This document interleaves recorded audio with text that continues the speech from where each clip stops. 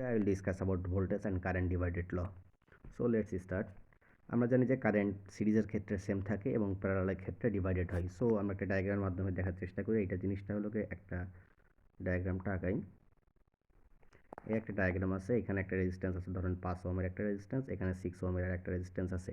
এই রেজিস্ট্যান্সের মধ্য থেকে যদি আই পরিমাণ কারেন্ট প্রবাহিত হয়, তাহলে 5 ওহম অ্যাক্রসের ক্ষেত্রে যে পরিমাণ কারেন্ট থাকবে, কারেন্ট প্রবাহিত হবে এবং 6 ওহমের মধ্যে থেকে যে পরিমাণ কারেন্ট প্রবাহিত হবে, দুটো কারেন্টই সেম প্রবাহিত হবে।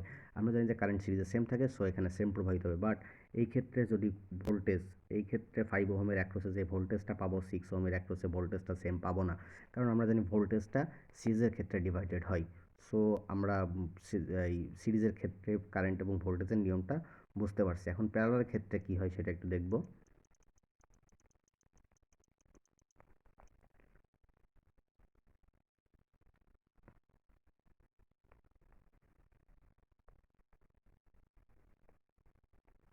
ধরেন এইখানে প্রথমটা 5 আছে, তারপর 2 ওহমের একটা রেজিস্ট্যান্স আছে, তারপর একটা 3 ওহমের একটা রেজিস্ট্যান্স আছে।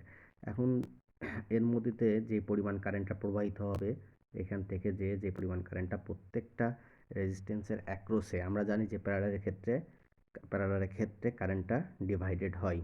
সো এই ক্ষেত্রে যেই পরিমাণ এখান থেকে যদি আই পরিমাণ কারেন্ট প্রবাহিত হয়, তাই 5 ওহমের রেজিস্ট্যান্সের অ্যাক্রসেই আমরা পুরো আই পরিমাণ কারেন্ট প্রবাহিত হবে না। আবার 2 ওহমের ক্ষেত্রেও আই পরিমাণ কারেন্টটা প্রবাহিত হবে না এবং 3 ওহমের ক্ষেত্রেও আই পরিমাণ কারেন্ট প্রবাহিত হবে না।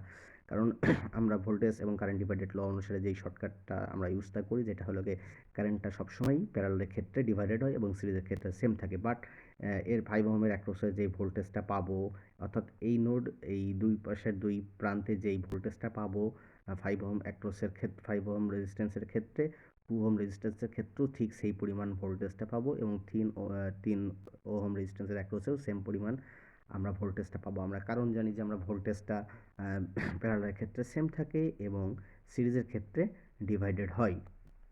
সো আমরা ভোল্টেজ প্যারালালের ক্ষেত্রে ভোল্টেজ এবং কারেন্টটা কীরকম আচরণ করে তা আমরা বুঝতে পারছি। এখন কারেন্ট ডিভাইডেড ল এর যেই সূত্রটা আমরা সিডিএল বলি সংক্ষেপে, কারেন্ট ডিভাইডেড ল এর সূত্রটা আমরা যদি অ্যাপ্লাই করি সে কারেন্ট ডিভাইডেড ল এর যদি দেখি সেক্ষেত্রে কী হবে। কারেন্ট ডিভাইডেড ল আমরা যে সূত্র অনুসারে জানি যে প্যারালালের ক্ষেত্রে কারেন্ট ডিভাইডেড ল সূত্রটা অ্যাপ্লাই করতে হয়। সো আমরা একটা প্যারালাল সার্কিট ইউজ করলাম, এখানে এই একটা প্যারালাল সার্কিট ইউজ করলাম, যেটা 5 ওহম ধরলাম এবং আরেকটা ধরলাম 6 ওহমের। এখন আমাকে বললো যে এখান থেকে আই পরিমাণ কারেন্ট প্রবাহিত হচ্ছে এবং 6 ওহমের অ্যাক্রসে আমাদের কারেন্টটা যদি নির্ণয় করতে বলে, সেক্ষেত্রে আমরা জানি প্যারালালের ক্ষেত্রে কারেন্টটা ডিভাইডেড হয়। সো আমাদের যদি 6 ওহমের অ্যাক্রসে কারেন্টটা নির্ণয় করতে বলে, তাহলে আমরা সূত্র অনুসারে আমরা এখানে দেখছি টোটাল কারেন্ট। সো এই ইকুইভ্যালেন্ট করার পরে, যেহেতু দুটোই প্যারালাল আছে, আমরা টোটাল ইকুইভ্যালেন্ট করার পরে আমরা কারেন্টের ভ্যালুটা পাবো। এবং যেহেতু তারপরে বলছে যে রেজিস্ট্যান্সের অ্যাক্রসে কারেন্টের সূত্র অনুসারে যে রেজিস্ট্যান্সের অ্যাক্রসে কারেন্টটা নির্ণয় করব, তার বিপরীত রেজিস্ট্যান্স, অর্থাৎ 6 ওহমের অ্যাক্রসে যদি আমরা ধরেন আমাদের টোটাল ইকুইভ্যালেন্ট রেজিস্ট্যান্সটা আসলো মনে করেন 11 ধরলাম, ইন্টু আমাদের বলছে যে রেজিস্ট্যান্সের অ্যাক্রসে আমরা কারেন্টটা নির্ণয় করব, তার বিপরীত রেজিস্ট্যান্স, অর্থাৎ 6 ওহমের অ্যাক্রসে কারেন্টটা নির্ণয় করব, তার বিপরীত রেজিস্ট্যান্স 5 ওহম। এখানে 5 লিখবো এবং নিচে বলছে total sum of resistance across two resistance, অর্থাৎ যেই দুটো রেজিস্ট্যান্সের সাপেক্ষে আমরা কারেন্টটা নির্ণয় করবো, সেই দুটো রেজিস্ট্যান্সের সামেশনটা আমাদের বসাতে হবে। সো আমি 5 ওহম এবং 6 ওহমের অ্যাক্রসে কারেন্টের রেজিস্ট্যান্সটা নির্ণয় করছি। সো এখানে 5 এবং 6 দুইটা সামেশন করে 5 + 6 = আমরা 11 লিখতে পারি। এইটাই হলো কারেন্ট ডিভাইডেড ল এর সূত্র। এখন আমরা ভোল্টেজ ডিভাইডেড ল এর সূত্রটা কী বলে সেটা একটু দেখব। সো এবার আমরা ভোল্টেজ ডিভাইডেড ল এর যে সূত্রটা আমরা ভিডিএল জানি, ভোল্টেজ ডিভাইডেড ল এর সূত্র অনুসারে আমরা জানি টোটাল ভোল্টেজ। সো এখানে আমরা ধরলাম মোটামুটি আগের মতোই ধরলাম 11 একটা টোটাল ভোল্টেজটা আমরা ইকুইভ্যালেন্ট করে এখন ভোল্টেজটা বের করতে বোঝাতে আমি সার্কিটটা পুরো না উপর থেকে বোঝাচ্ছি, পরে আমি ম্যাথের মাধ্যমে ম্যাথমেটিক্যালি বুঝাই দিব। সো আমি ধরলাম টোটাল ভোল্টেজের ভ্যালু 11 ইন্টু আমার সূত্র অনুসারে বলছে যে রেজিস্ট্যান্সের অ্যাক্রসে ভোল্টেজ নির্ণয় করব, তার রেজিস্ট্যান্স, অর্থাৎ আমরা যদি বলে 3 ওহমের রেজিস্ট্যান্সের অ্যাক্রসে ভোল্টেজ নির্ণয় করতে বলে, তাহলে আমাকে যে রেজিস্ট্যান্সের অ্যাক্রসে ভোল্টেজ নির্ণয় করতে বলবে সেই রেজিস্ট্যান্সই বসবে। সো 3 ওহমের অ্যাক্রসে যেহেতু বের করতে বলছে, সো আমাকে 3 অ্যাম্পিয়ার বসবে। এবং এখানে তারপরে নিচে বলছে টোটাল রেজিস্ট্রেশন, অর্থাৎ এখানে যদি আমার আরও কিছু এই রেজিস্ট্যান্স থাকে, ধরেন এখানে আরও 7 অ্যাম্পিয়ারের 7 ওহমের একটা রেজিস্ট্যান্স আছে। সো আমরা যদি টোটাল আরও কিছু রেজিস্ট্যান্স থাকে, তখন আমি টোটাল যোগফল 7 + যতগুলো রেজিস্ট্যান্স থাকবে ততগুলো রেজিস্ট্যান্স টোটালি যোগ করে যে ভ্যালুটা আসবে সেটা দিয়ে সামেশন করলে আমরা ভোল্টেজ ডিভাইডেড ল এর সূত্র অনুসারে ভোল্টেজ যেই রেজিস্ট্যান্সের অ্যাক্রসে ভোল্টেজটা নির্ণয় করতে পারে সেইটার ভ্যালু আমরা বের করতে পারবো। মোটামুটি আমরা ভোল্টেজ এবং কারেন্টের ডিভাইডেড ল অনুসারে যে সূত্রগুলো অ্যাপ্লাই করতে হয় আমরা মোটামুটি বুঝতে পারছি। এখন আমি একটা ম্যাথমেটিক্যাল আলোচনার মাধ্যমে বুঝিয়ে দিচ্ছি আপনাদের কীভাবে কী করতে হয়। এখানে আমরা একটা ডায়াগ্রাম দেখতে পাচ্ছি এক্সাম্পল 2.12-তে, যেখানে আমাদের বের করতে বলছে find the I not and V naught in the circuit. অর্থাৎ প্রথম ক্ষেত্রে আমাদের বের করতে বলছে আই নটের ভ্যালুটা এবং ভি নটের ভ্যালুটা। আমরা জানি যে যেহেতু এখানে এই সার্কিটে আই পরিমাণ কারেন্ট প্রবাহিত হচ্ছে এবং আই নট অর্থাৎ 3 ওহম অ্যাক্রসের রেজিস্ট্যান্সের অ্যাক্রসে যে পরিমাণ কারেন্টটা প্রবাহিত হচ্ছে তার ভ্যালুটা আমাদের বের করতে হবে।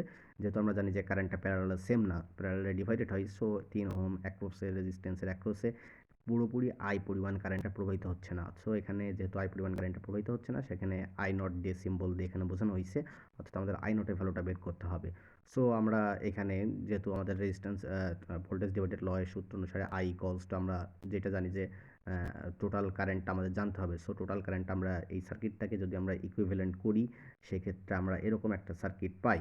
এরকম একটা সার্কিট তখন আমরা পাই যেটা ইকুইভ্যালেন্ট সার্কিট থেকে আমরা দেখতে পারতেছি যে ইকুইভ্যালেন্ট করতে হবে যে 6 এবং 3 ওহমটা প্যারালালে আছে। সো এটাকে প্যারালালে থাকলে আমরা এটা সামেশন করে 2 ওহমের রেজিস্ট্যান্স পাই এবং 4 ওহমের রেজিস্ট্যান্সটা সেটা সিরিজে আছে। সো আমাদের টোটাল রেজিস্ট্যান্সের ভ্যালু হলো 6 ওহম এবং ভোল্টেজের ভ্যালুটা হলো 12 ওহম। সো আমরা সূত্র অনুসারে I equals to V by R এর সূত্র অনুসারে আমরা total current I equals to 2 ampere পেলাম। এখন যেহেতু আমাদের আই নটটা বের করতে বলছে, সো আমরা কারেন্ট ডিভাইডেড ল ইউজ করতে হবে, কারণ এখানে প্যারালালে আছে, কারেন্টটা প্যারালালেই আলাদা হয়। সো এখানে আমরা লিখতে পারি টোটাল কারেন্টটা, যেহেতু সূত্র অনুসারে আমরা জানি যে কারেন্ট ডিভাইডেড ল এর টোটাল কারেন্ট। সো ফার্স্টে টোটাল কারেন্ট আছে, টোটাল কারেন্ট 2 এবং ইন্টু যে পরের যে সূত্রের অংশটুকু ছিল সেটা হলো যে রেজিস্ট্যান্সের অ্যাক্রসে কারেন্টটা নির্ণয় করব তার বিপরীত রেজিস্ট্যান্স। সো আমাদের এখানে এবার ইকুইভ্যালেন্ট সার্কিটের দিকে তাকাইলে হবে না, আমাদের ফার্স্ট ডায়াগ্রামের দিকে তাকাইতে হবে। আমরা ইকুইভ্যালেন্ট সার্কিটটা শুধু ইউজ করছি আমাদের টোটাল কারেন্টটা ভ্যালুটা বের করার জন্য। সো আমাদের আবার ফার্স্ট ডায়াগ্রামের দিকে তাকাইলে দেখতে পারবো যে আমরা 3 ওহম অ্যাক্রসে রেজিস্ট্যান্সের অ্যাক্রসে কারেন্টটা নির্ণয় করতে হবে। সো আমাদের সূত্র অনুসারে বলছিল যে রেজিস্ট্যান্সের অ্যাক্রসে কারেন্ট নির্ণয় করবো তার বিপরীত রেজিস্ট্যান্স। সো 3 ওহম রেজিস্ট্যান্সের অ্যাক্রসে বিপরীত রেজিস্ট্যান্সটা হলো 6 ওহম। সো আমরা এখানে 6 লিখবো এবং বলছি তারপরে ডিভাইডেড বাই যেটুকু অপশনটা ছিল সেটা হলো যেই দুটো রেজিস্ট্যান্সের অ্যাক্রসে আমরা কারেন্ট নির্ণয় করবো তাদের সামেশন। অর্থাৎ আমরা এখানে দেখছি 6 ওহম এবং 3 ওহম এই দুটো রেজিস্ট্যান্সের অ্যাক্রসে আমরা কারেন্টটা নির্ণয় করতেছি। সো এখানে আমরা দুইটা সামেশন অর্থাৎ 6+3 লিখতে পারি। সো টোটাল যদি আমরা ক্যালকুলেট করি তাহলে আমরা এখানে যেই ভ্যালুটা 4/3 অ্যাম্পিয়ার পাবো। অ্যান্ড আমাদের এখানে ভি নটটা বের করতে বলছে। আমরা প্রথম ডায়াগ্রাম থেকেই লিখতে পারি V naught equals two 3 I not. কেন 3 আই নট লিখতে পারি তা আমি আগের লেকচারে বুঝিয়ে দিয়েছি, তারপর আমি একবার বোঝাচ্ছি। V naught equals 3 I not লিখতে পারি যেহেতু কারেন্টটা পজিটিভ টার্মিনালে ঢুকতেছে। ভি ইকুয়ালস টু আই আর এর সূত্র অনুসারে আমরা আর এর ভ্যালুটা জানি যে 3 ওহম এবং আই নট এর ভ্যালুটা আমরা জানি না, কিন্তু আই নটের ভ্যালুটা আমরা ডিভাইডেড ল অনুসারে সূত্র অনুসারে বের করেছি। সো আমরা V naught equals to V নটের ভ্যালুটা ইজিলি বের করতে পারবো। আই নটের ভ্যালুটা ইনপুট দেওয়ার পরে ভি নটের ভ্যালুটা পাইতেছি আমরা 4 ভোল্ট। এবং সেকেন্ড টার্মে আমাদের বের করতে বলছে calculate the power of dissipated in the 3 ohm resistor. অর্থাৎ 3 ওহম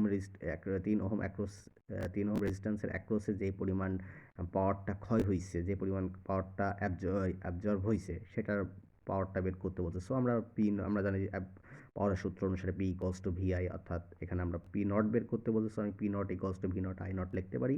সো ভি নটের ভ্যালুটা আমরা জানি এবং আই নটের ভ্যালুটাও জানি। সো দুইটার ইনপুট করে আমরা পি নটের ভ্যালুটা এখানে ইজিলি 5.33 ওয়াট পেয়ে গেছি। সো মোটামুটি এই আমার আজকের এই লেকচার। আপনারা মোটামুটি ভোল্টেজ এবং কারেন্ট ডিভাইডেড ল মোটামুটি ইনশাল্লাহ বুঝতে পারছেন।